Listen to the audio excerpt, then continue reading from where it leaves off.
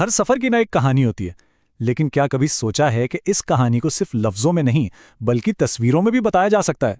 जी हाँ, आज हम यही सीखने वाले हैं कि मोशन ग्राफ्स यानी हरकत की इन तस्वीरी कहानियों को कैसे पढ़ा जाए और कैसे समझा जाए। जरा सोचें इस बारे में। हर हरकत, हर मोशन की एक अपनी कहानी है। चाहे वो पार्क में एक हल्की सी चहलकदमी हो या फिर एक तेज रफ्तार कार का सफर। हर कहानी की तरह इसका भी एक आगाज होता है, एक दरमियान और एक इख्तिताम। तो सवाल ये उठता है कि भाई इस कहानी को हम देखें कैसे। यहीं पर तो मोशन ग्राफ्स काम आते हैं। और ये सिर्फ लकीरें और नुक्ते नहीं हैं। समझें कि ये हरकत को समझने के लिए एक पूरी की पूरी नई जुबान है, एक तस्वीरी जुबान। तो आज के इस सफ़र में हम क्या क्या करने वाले हैं? सबसे पहले हम फासला वक्त ग्राफ को समझेंगे, फिर रफ्तार वक्त ग्राफ की गहराई में उतरेंगे, उसके कुछ राज जानेंगे। हाँ, इसमें राज भी छुपे हैं। फिर देखेंगे हरकत की मुसावातों को और आखिर में आज़ादाना गिरावट यानी फ्री फॉल की कहानी को समझेंगे। तो चलिए शुरू करते हैं। चलें जी, अपने सफ़र का आगाज करते हैं सबसे पहले और सबसे बुनियादी औजार से, और वो है फासला वक्त ग्राफ। ये समझें कि ये हमारी सारी समझ की बुनियाद है। अच्छा, तो ये ग्राफ देखने में बहुत सादा है, लेकिन ये है बहुत ताकतवर। देखें, जो लकीर ऊपर की तरफ जा रही है यानी वाई एक्सिस, वो बताती है कि कितना फासला तय हुआ, और जो लकीर दाएं तरफ जा रही है यानी एक्स एक्सिस, वो बताती है कि कितना वक्त गुजरा। बिल्कुल सीधी सी बात है। जैसे जैसे वक्त आगे बढ़ता है, हम देखते हैं कि फासला कैसे बदल रहा है। अब यहाँ एक बहुत अहम लफ्ज़ आने वाला है, ग्रेडियंट। हाँ, सुनने में थोड़ा मुश्किल लग सकता है, लेकिन इसका मतलब बहुत आसान है। इसका मतलब सिर्फ ये है कि लकीर कितनी ढलवान वाली है, यानी कितनी स्टीप है। और इस एक लफ्ज़ को समझना समझें कि इस ग्राफ का पहला राज खोलने की चाबी है। तो फिर उसका मतलब क्या हुआ? बहुत ही आसान। लकीर जितनी ज्यादा खड़ी होगी, रफ्तार उतनी ही तेज होगी। अगर लकीर की ढलवान कम है तो मतलब रफ्तार भी कम है। और अगर लकीर बिल्कुल सीधी यानी हॉरिजॉन्टल हो जाए तो उसका मतलब है कि जिस्म अपनी जगह पर रुका हुआ है, हरकत ही नहीं कर रहा। ठीक है, तो पहला लेवल तो हमने पार कर लिया। अब चलते हैं एक ज्यादा ताकतवर टूल की तरफ, और वो है रफ्तार वक्त ग्राफ। ये हमें कहानी की और भी ज्यादा गहराई में लेकर जाएगा। देखें, हर तस्वीरी कहानी की शुरुआत नंबरों से होती है। इस टेबल में हम क्या देख रहे हैं? एक कार है जो हर गुजरते सेकंड के साथ अपनी रफ्तार बढ़ा रही है। ये जो नंबर्स है ना, यही हमारी कहानी के किरदार और वाकयात हैं। अब जब हम इन्हीं नंबरों को उठाकर ग्राफ पर डालते हैं तो हमें ये तस्वीर मिलती है। जरा गौर करें, जैसे जैसे वक्त आगे बढ़ रहा है, रफ्तार भी एक बिल्कुल मुस्तकिल शरह से बढ़ रही है, और इसी वजह से ये एक बिल्कुल सीधी लकीर बन रही है। चलें, अब जरा इन दोनों का मुवाजना करते हैं। बाएं तरफ जो ऊपर जाती हुई लकीर है, इसका साफ मतलब है कि रफ्तार बढ़ रही है, यानी एक्सेलरेशन हो रहा है। और दाएं तरफ जो बिल्कुल सीधी हॉरिजॉन्टल लकीर है, इसका मतलब है कि रफ्तार में कोई तब्दीली नहीं आ रही, गाड़ी एक ही मुस्तकिल रफ्तार से चल रही है। लेकिन कहानी यहां खत्म नहीं होती। इस रफ्तार और वक्त ग्राफ में कुछ राज भी छुपे हैं।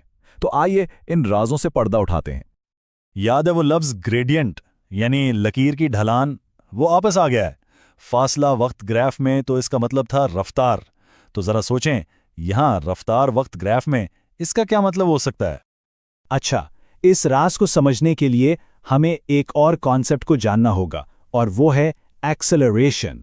बिल्कुल सीधे अल्फाज में ये रफ्तार में तब्दीली की शरह है। मतलब कोई चीज़ कितनी तेज़ी से अपनी रफ्तार बढ़ा रही है या घटा रही है। और ये रहा पहला राज। इस ग्राफ में लकीर की ढलान हमें बताती है कि जिस्म की रफ्तार कितनी तेजी से बदल रही है। लकीर जितनी ज्यादा खड़ी होगी, एक्सीलरेशन भी उतना ही ज्यादा होगा।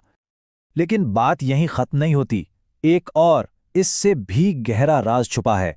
ये ग्राफ सिर्फ अपनी लकीर से कहानी नहीं सुनाता, बल्कि इस लकीर के नीचे का जो हिस्सा है ना, वो भी बहुत अहम है। ये जो ग्राफ में लकीर के नीचे रंगीन हिस्सा नजर आ रहा है, ये सिर्फ खूबसूरती के लिए नहीं है। फिजिक्स की दुनिया में ये रकबा या एरिया एक बहुत ही खास, बहुत ही अहम चीज को जाहिर करता है।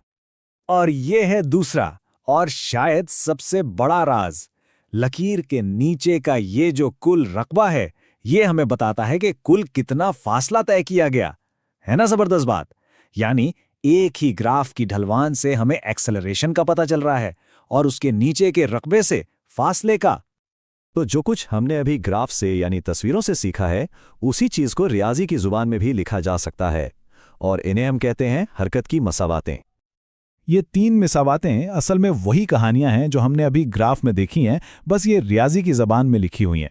जैसे कि ये पहली मिसावात ये सिर्फ ये कहती है कि आखिरी रफ्तार इब्तदाई रफ्तार और एक्सेलरेशन पर मुनहसर होती है।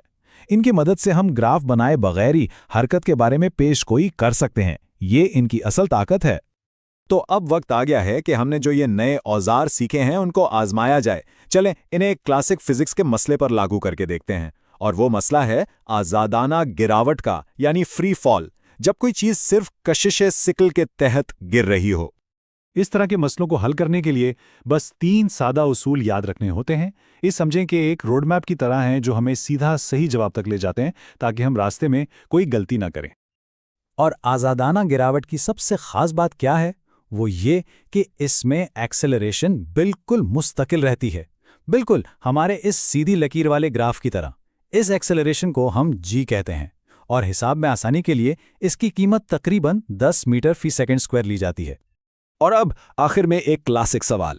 जरा सोचें, अगर हवा की मुज़ाहिमत बिल्कुल ना हो तो एक पंख और एक भारी बोलिंग बॉल में से कौन सी चीज जमीन पर पहले गिरेगी? इस सवाल का जवाब इसी जी की मुस्तकिल कीमत में छुपा हुआ है।